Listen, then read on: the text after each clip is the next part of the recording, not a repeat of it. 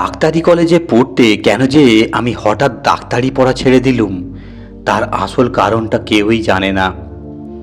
কাউকেও আমি বলিনি। তখন বলবার আমার কোনো উপায় ছিল না, বললেও হয়তো কেউ বিশ্বাস করতেন না।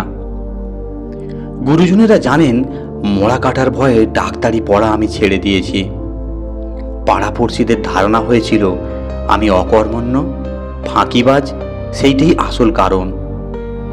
অন্তরঙ্গ বন্ধুরা কোনো কারণই খুঁজে পেতেন না কেন ডাক্তার হবার এমন একটা সুযোগ আমি অবহেলায় নষ্ট করলুম। আসলে মরা কাটবার ভয়েই আমি ডাক্তারি পড়া ছেড়েছিলুম, কিন্তু আত্মীয়রা যেমনভাবে ভেবেছিলেন তেমনভাবে নয়। ব্যাপারটা তাহলে গোড়া থেকেই বলি।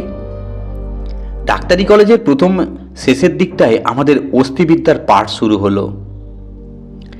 এক বাক্স মরা মানুষের হাড় কিনে আমার খাটের পিছনে আলমারির মাথায় রেখে দিলুম।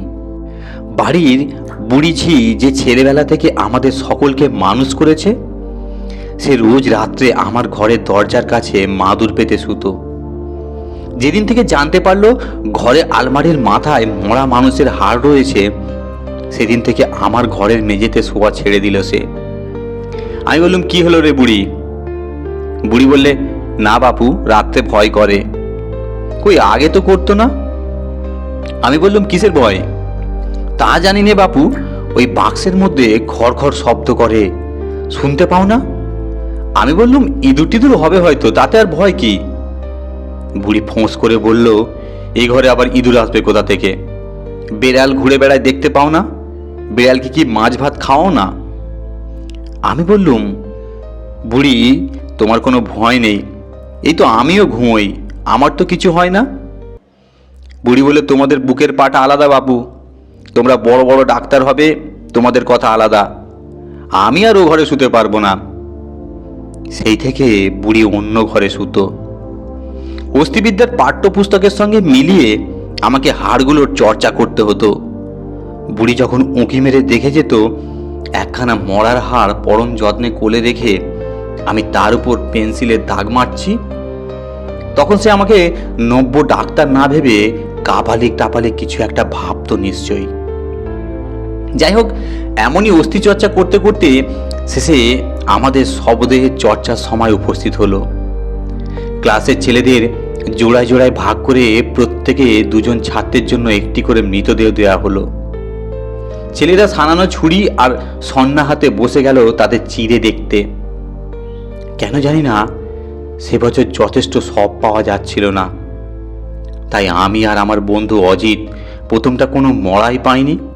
একটার পর একটা মরা সব ব্যবচ্ছেদ গৃহের এক কোণ অবধি জমা হয়ে উঠতে লাগলো। অজিত আর আমি তখনও কিন্তু খালি হাতে বসে। অজিত ছেলেটিকে আমি ডাক্তারি কলেজে ভর্তি হবার সময় চিনতুম না, কিন্তু এখানে ভর্তি হয়ে তার সঙ্গে আমার খুবই বন্ধুত্ব হয়েছে। বলতে কি, ডাক্তারি কলেজে সেই আমার শ্রেষ্ঠ বন্ধু ছিল। অজিতের সঙ্গে আলাপ হবার কিছুদিন পরেই আমি একদিন তাদের বাড়ি গিয়েছিলাম। অজিতের দুই দিদি, সুনীতি আর প্রকৃতি, তখন তাদের আসন্ন এমএ পরীক্ষা নিয়ে খুব ব্যস্ত। অজিতের চেয়ে তারা 3-4 বছরের বড়। দুই বোনের বয়সের তফাৎ বছরখানেক হবে, কিন্তু দুজন বরাবর স্কুল ও কলেজে একই ক্লাসে পড়ে এসেছেন, তাই এমএ পরীক্ষা দিচ্ছেন একই সঙ্গে। এরকম সুন্দরী মেয়ে আমার খুব কমই চোখে পড়েছে, হয়তো দেখিনি কোনো দিন। আমাদের বাড়িতে এবং আত্মীয়াদের মধ্যে যারা বেশ নাম করা সুন্দরী, তারাও এই দুই বোনের তুলনায় কিছুই না। বিশেষ করে অজিতের ছর্দির প্রকৃতির তুলনা মেলা ভার, আমি সত্যি মুগ্ধ হয়েছিলাম। অচেনা বাড়িতে প্রথম দিন এসেই মেয়েদের মুখের দিকে যে বোকার মতো তাকাতে নেই সেটা মনে ছিল না। মনে পড়তেই হঠাৎ এমন লজ্জা পেয়ে গেলুম যে আমার মাথা নিচু হয়ে গেল, আর উঠতেই চায় না। শেষে অজিতের দিদিরা যখন গরম লুচি, বেগুন ভাজা আর মিষ্টি নিয়ে আমাদের দুজনকে খাওয়াতে এলেন এবং তাদের মিষ্টি স্বভাবের গুণে মুহূর্তে আমাকে আপন করে নিলেন, তখন সত্যিই মনে হলো সুনীতি আর প্রকৃতি এরা আমার দুই দিদি। কতকাল যেন এদের সঙ্গেই একসঙ্গে মানুষ হয়েছি। আমার নিজের 4 দিদি, কিন্তু কারোর সঙ্গে আমার ভাব নেই। দিদিরা কত সময় কত জিনিস আমায় দিয়েছেন, ভাইফোঁটার সময় কত কি রেঁধে খাইয়েছেন, কিন্তু কোনোদিন আমি তাদের প্রতি কৃতজ্ঞতা বোধ করিনি। শেষ দিয়ে ছোটদিকে তো ছোটবেলায় কত ঠেঙিয়েছি। বড়দি মেজদির বয়সটা একটু বেশি হওয়ায় তাদের নাগাল পাইনি, নইলে বোধহয় তাদেরও পিট্টি দিতুম। এই নিয়ে কত ঝগড়া, কত কান্নাকাটি হয়েছে। মারামারি ঝগড়ার জন্য কোনো দিন আমার ক্ষোভ হয়নি।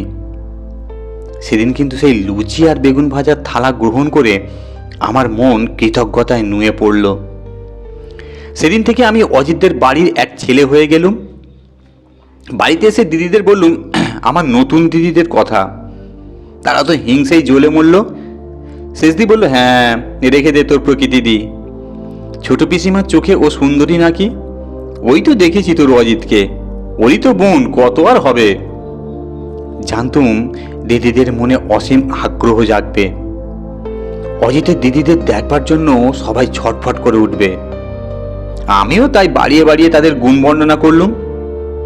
শেষে ঠিক হলো সুনীতিদির আর প্রকৃতিদির পরীক্ষা হয়ে গেলেই একদিন তাদেরকে আর অজিতকে আমাদের বাড়িতে নেমন্তন্ন করা হবে। আমি গিয়ে বলে এলুম।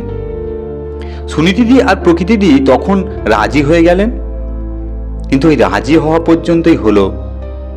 আমাদের বাড়িতে আসা বা দিদিদের সঙ্গে আলাপ হওয়া কিছুই হয়ে উঠল না। সুনীতিদিদের পরীক্ষা শেষ হবার আগেই থেকেই জরুরি তাগিদ আসছিল তাদের মিরাটবাসী মাসির কাছ থেকে, যাতে পরীক্ষা দিয়েই তারা মিরাটে আসে। মাসি উত্তর ভারতে প্রদক্ষিণ করবার জন্য দিন স্থির করে বসে আছেন।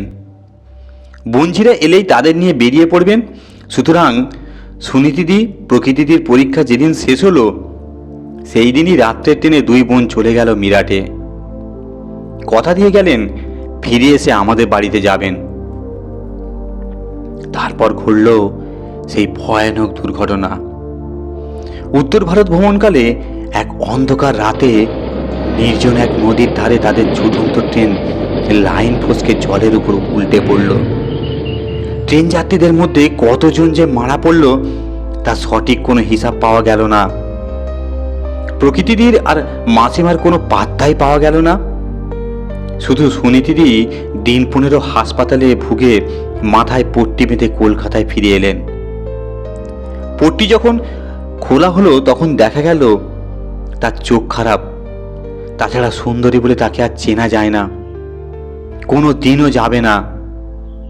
সুনীতিদির মুখ দিয়ে বেরিয়ে গেল, ওদের সঙ্গে আমিও তো চলে গেলে পারতুম। এরপরে সুনীতিদির বা প্রকৃতিদির আমাদের বাড়িতে আসার আর প্রশ্নই উঠল না। অজিত ছেলেটি ছিল খুব সংযত, খুব চাপা। তার মনের মধ্যকার তোলপাড় সে চাপা দিয়ে কলেজে আবার যখন নতুন অস্থিবিদ্যার চর্চা হচ্ছে তাতেই মনোযোগ দিল। কলেজের প্রায় কেউই তার পারিবারিক দুর্ঘটনার কথা জানতে পারল না। আমাকেও বলে দিল এ নিয়ে কারোর সঙ্গে আলোচনা না করতে। অজিতের সঙ্গে আমার কদিনেরই বা আলাপ, তারই মধ্যে এতগুলো ঘটনা ঘটে যাওয়ায় আমার মনে হতো যেন কত বছরের আলাপ অজিতের সঙ্গে। কেমন করে জানি না, এই সবের পর অজিতের উপর আমার মস্ত টান গিয়ে পড়ল। মনে হলো অজিতের মতো প্রিয় বন্ধু আমার নেই। অজিতের সঙ্গে তাই প্রাণ ভরে মিশতুম, লেখাপড়াও করতুম প্রায় একই সঙ্গে। দুজনে মিলে অস্থিবিদ্যার চর্চা করতুম এক জায়গায় বসে। অজিত আমার মুখস্থ ধরত, আমি ধরতুম অজিতের। আমাদের লেখাপড়া বেশ ভালোই চলছিল। কতদিন একটি সব পাবো যার ত্বক, পেশি ও শিরা উপশিরাগুলিকে আলাদা করে ছাড়িয়ে দেখব আমাদের বই পড়া বিদ্যমুখর সঙ্গে মিলছে কিনা। এই নিয়ে অজিতের সঙ্গে প্রায় আমার আলোচনা হতো। আমরা মরা না পেয়ে সত্যি একটু অসহিষ্ণু হয়ে উঠেছিলাম। অন্য ছাত্রদের শবচ্ছেদে মাঝে মাঝে উঁকি মেরে দেখতুম বটে, কিন্তু তাতে মন উঠত না। সে বছরের কোর্স অনুযায়ী আমাদের ব্যবচ্ছেদ করবার কথা একখানি করে হাত। অজিতকে আমি বললুম ওর পুরো মানুষ না পাওয়া যাক, একখানা ছেঁড়া হাত জোটে না ভাগ্যে। অজিত বলতো, অত যদি তোর তড়িঘড়ি, কাট তবে আমারই একখানা হাত কাট। এইভাবেই চলছিল। একদিন 2 ক্লাসের ফাঁকে অজিতের সঙ্গে বসে গল্প করছি, এমন সময় হঠাৎ একটি ছেলে এসে খবর দিয়ে গেল আমাদের জন্য মড়া এসেছে। আমি লাফিয়ে উঠলুম। এতদিন অপেক্ষা করার পর এ তো মড়া নয়, হাতে যেন আকাশের চাঁদ পেলুম। আমরা দৌড়ে গিয়ে আমাদের মড়াটা দেখে এলুম। ভিজে কাপড়ে চাপা শুকনো এক মৃতদেহ ঘরের এক কোণে এক টেবিলে শোয়ানো রয়েছে, এখনো অক্ষত। ঘরের অন্যান্য সবের মতো ছিন্ন ভিন্ন নয়।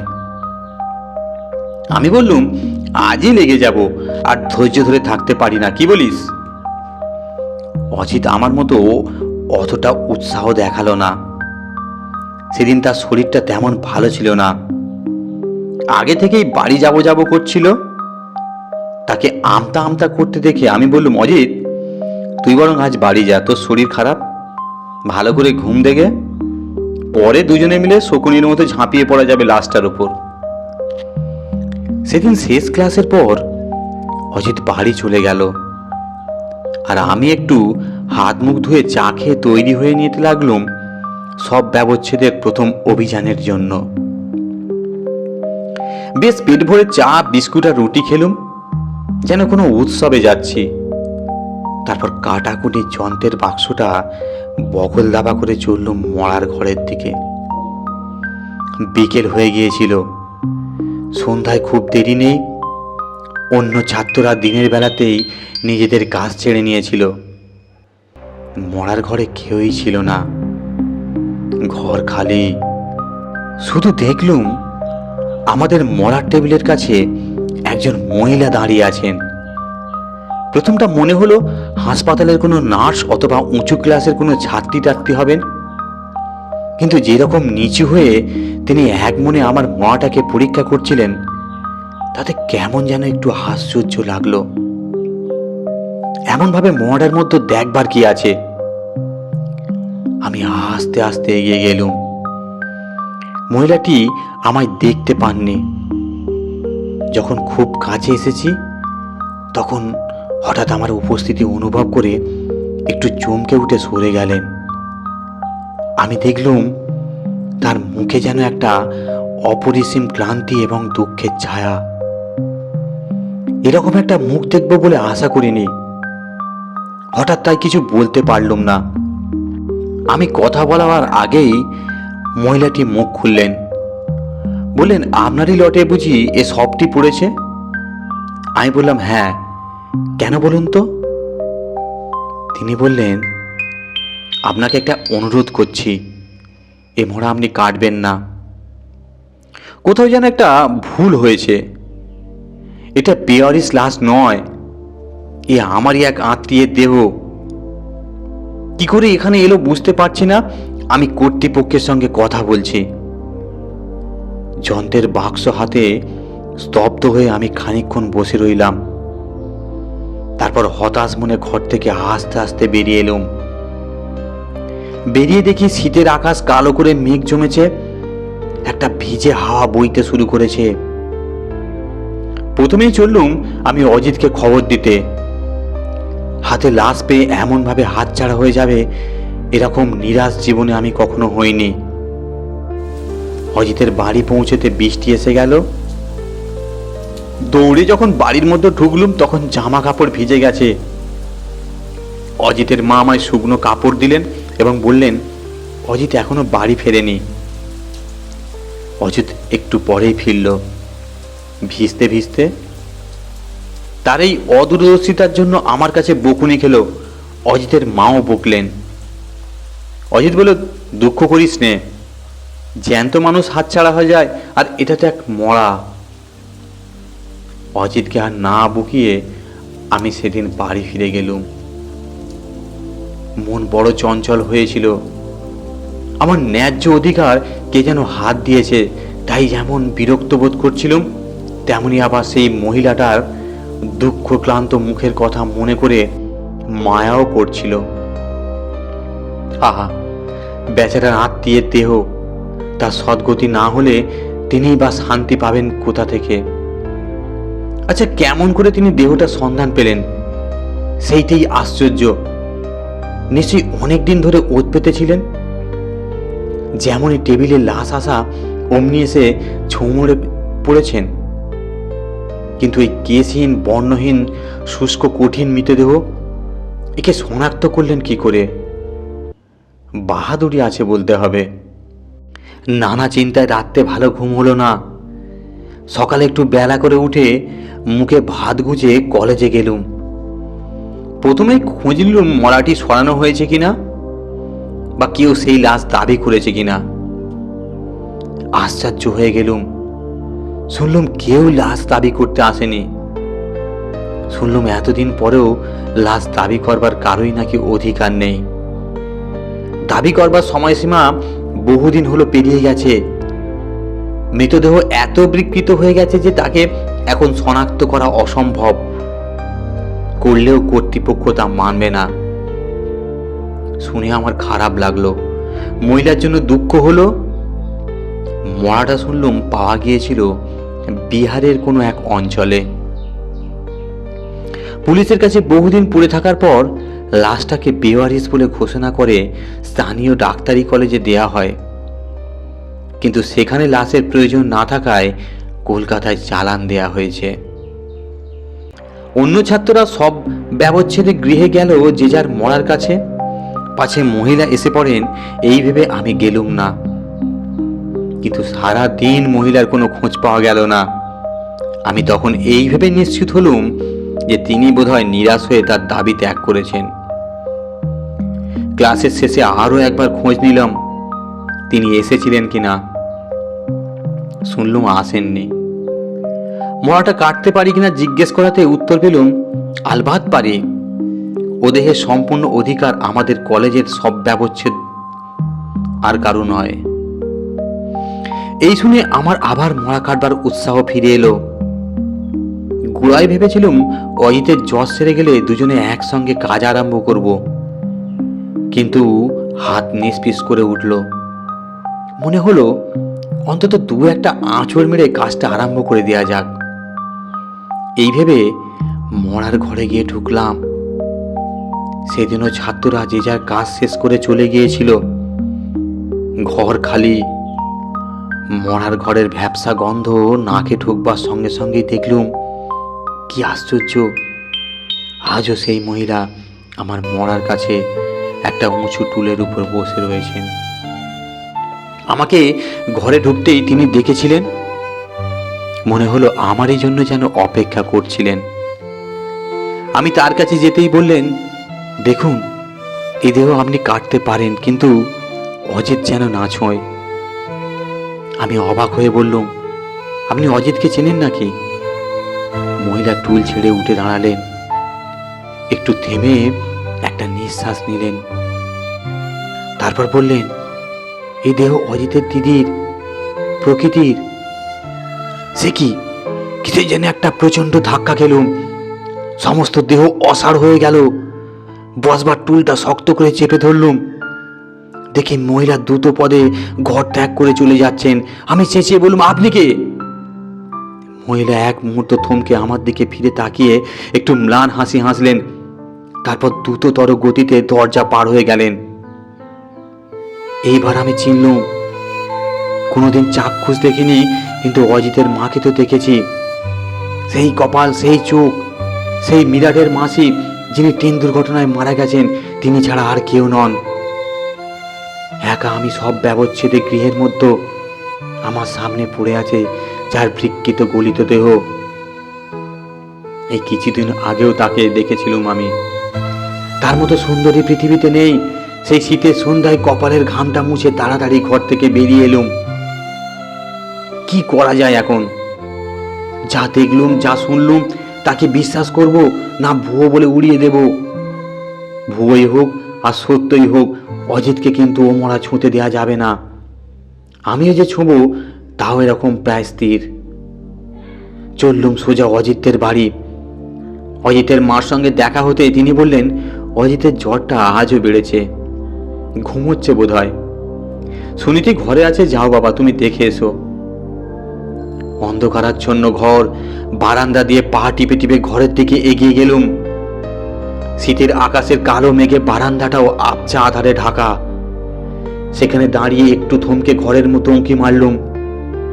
অজিত ঘুমোচ্ছে।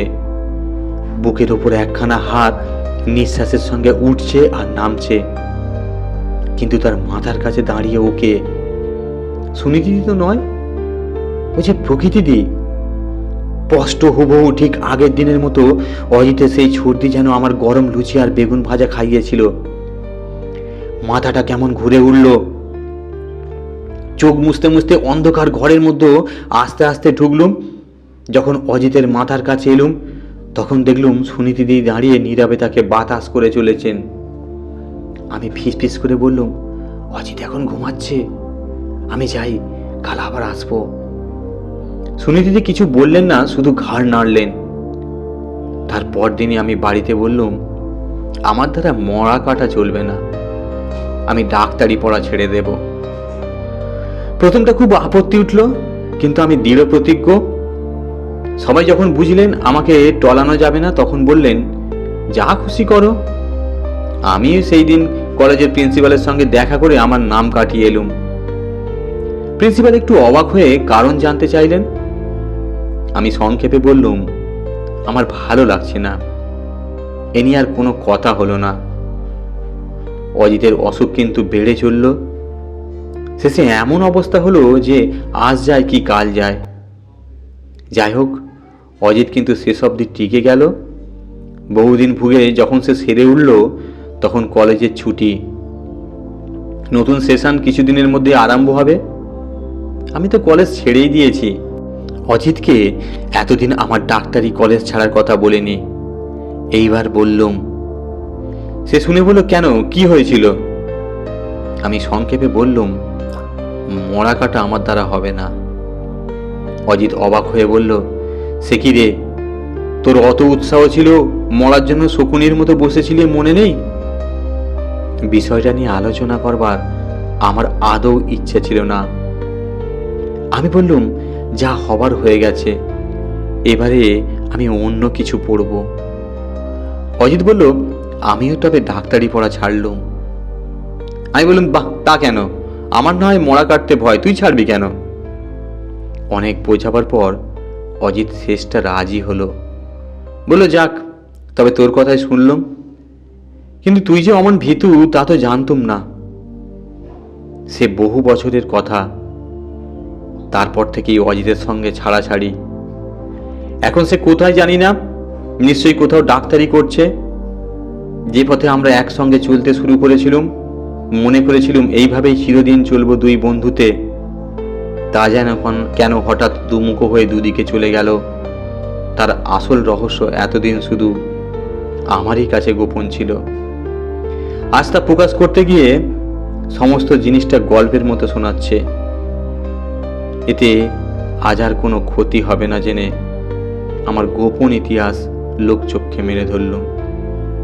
ধন্যবাদ। আপনাদের গল্পটা শোনার জন্য অসংখ্য ধন্যবাদ।